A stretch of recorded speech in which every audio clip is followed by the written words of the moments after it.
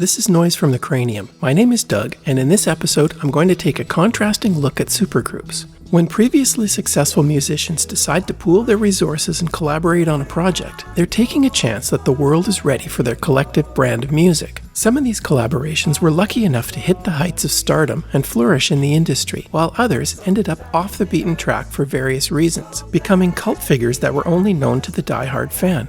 In both cases, there was some great music being played. Sometimes the fan just had to dig deeper to find the hidden gems. One of the best-loved supergroups was Crosby, Stills, Nash, and sometimes Young. Interestingly, they are an excellent example of both the highs and lows of supergroups. They achieved the highest of highs within the industry, but infighting often caused them to splinter and break up after short reunions. Their story is well chronicled, so I'll keep it brief. David Crosby from the Byrds, Stephen Stills and Neil Young from Buffalo Springfield, and Graham Nash from the Hollies made some beautiful music, both together and apart. It's getting to the point where I'm no fun anymore. I'm sorry. Sometimes it hurts so badly I must cry out loud.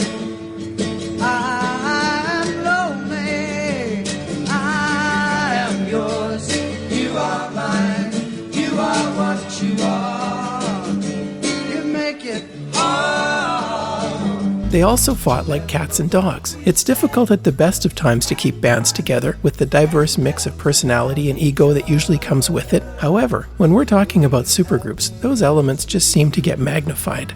On the other end of the spectrum, one of the lesser-known supergroups is an American band called Cactus. Cactus were formed when the highly skilled rhythm section of Vanilla Fudge, Tim Bogert on bass, and Carmen Appice on drums got together with Rusty Day of the Amboy Dukes on vocals and guitarist Jim McCarty of Mitch Ryder's Detroit Wheels and the Buddy Miles Express. Bogert and Appice were originally going to form a band with Jeff Beck, who had been in the Yardbirds, but Beck had a car accident and was out of commission. Rather than waiting, they instead formed Cactus, releasing a number of bluesy rock albums before splitting up.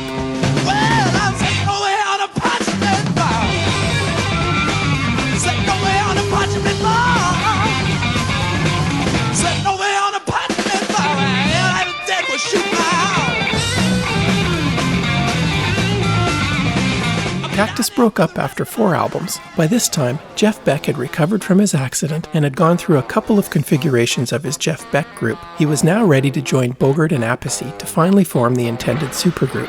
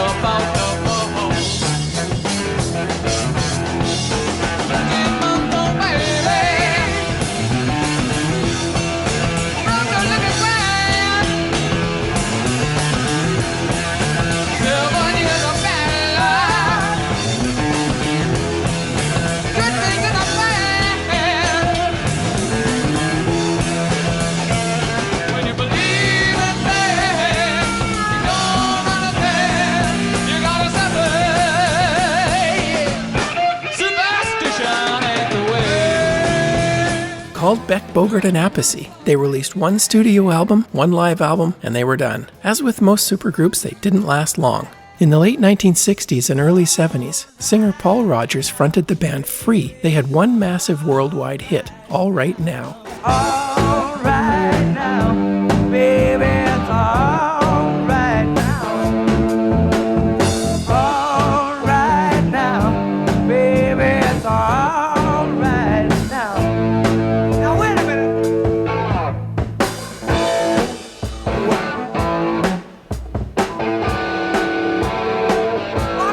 due to internal conflicts and guitarist Paul Kossoff's drug problems, Free fell apart in 1973. Rogers formed a short-lived band and went on to tour as opening act for Mott the Hoople. During this time, he started hanging out with Mott guitarist Mick Ralphs. They started jamming before the gigs and suitably impressed each other with the songs they were writing. Ralphs played Rogers one of his new songs, Can't Get Enough. Rogers was blown away, instantly recognizing it as a hit. Well, now take whatever I want. And baby, I want you. You give me something I need. And I want to tell you I got something for you. Yeah. Well, come on, come on, come on and do it. Come on and do what you do. I can't get enough of your love. I can't get enough of your love.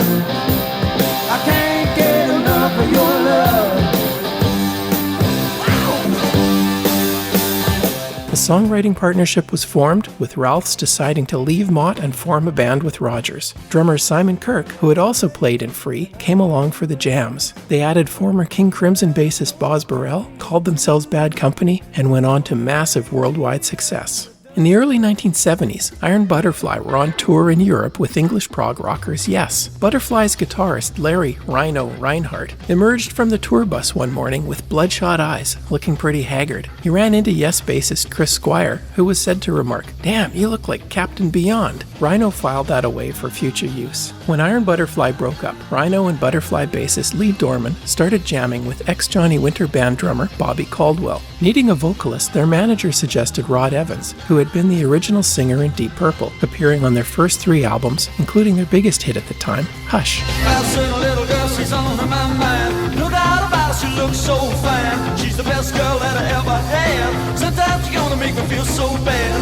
Na, na, na, na, na, na, na, na.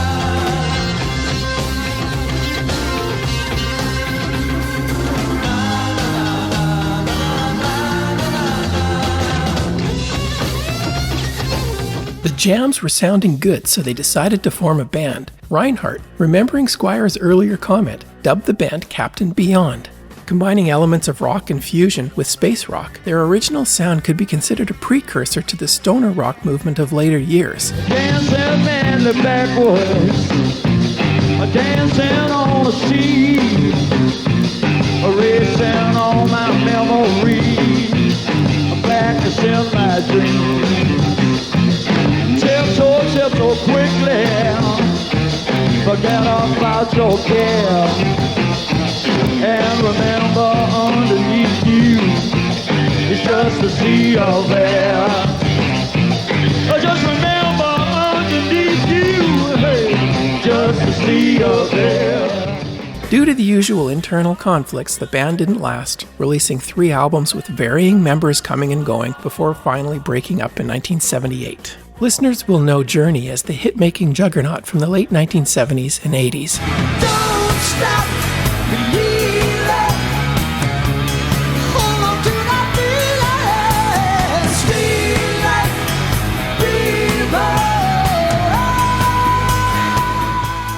But they started as a proggy fusion supergroup. Original members Greg Raleigh on keyboards and guitarist Neil Sean met when they were playing with Santana. Due to turmoil within the Santana band at the time, Sean recruited Raleigh to form a new band with bassist Ross Valerie and guitarist George Tickner, who were both from the oddly named band Frumious Bandersnatch. Tube's drummer Prairie Prince was initially on board, but his departure gave way to ex-Frank Zappa drummer Ainsley Dunbar. Together they recorded 3 albums that fell easily into the jazz rock school.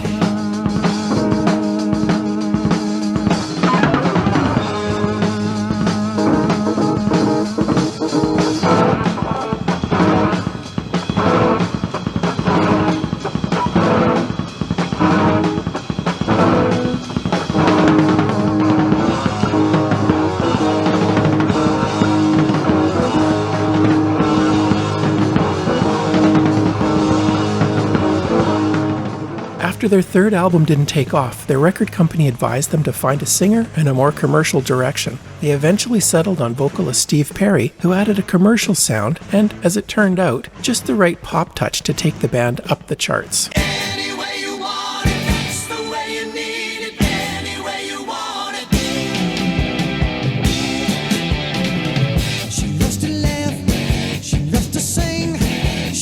everything. She loves to move, she loves to groove, she loves a lot of things.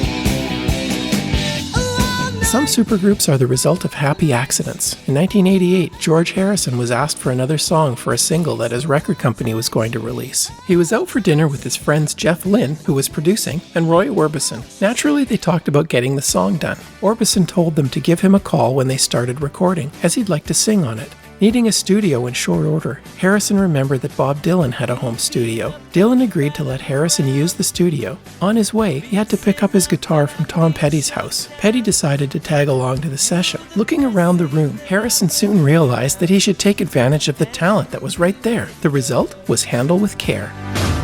Reputation's changeable, situation's tolerable, but baby you're adorable, handle me with care. I'm so tired of being lonely, I still have some love to give. Won't you show me that you really care? Everybody's got somebody to lean on. Put your body. The song quickly turned into an idea for a band, and the Traveling Wilburys were born. Sadly, Orbison died later in the year. The rest of the band recorded one more album before going back to their respective solo careers. In the early 70s, even the relatively new genre, jazz rock fusion, would have its supergroup. John McLaughlin had been a busy jazz guitarist in the 60s, releasing solo albums, working with Miles Davis, and appearing in early jazz supergroup Tony Williams' Lifetime. In 1971, he decided the time was right to form his own combo. Dubbed the Mahavishnu Orchestra, it featured a phenomenal pedigree of musical chops. Violinist Jerry Goodman had played in The Flock, an American fusion band that had released 2 albums. Bassist Rick Laird had been a session musician, as well as house bassist at Ronnie Scott's Jazz Club, playing with the likes of Wes Montgomery. Billy Cobham had played and recorded with Miles Davis and was a session musician for CTI, playing on albums by George Benson and Grover Washington Jr.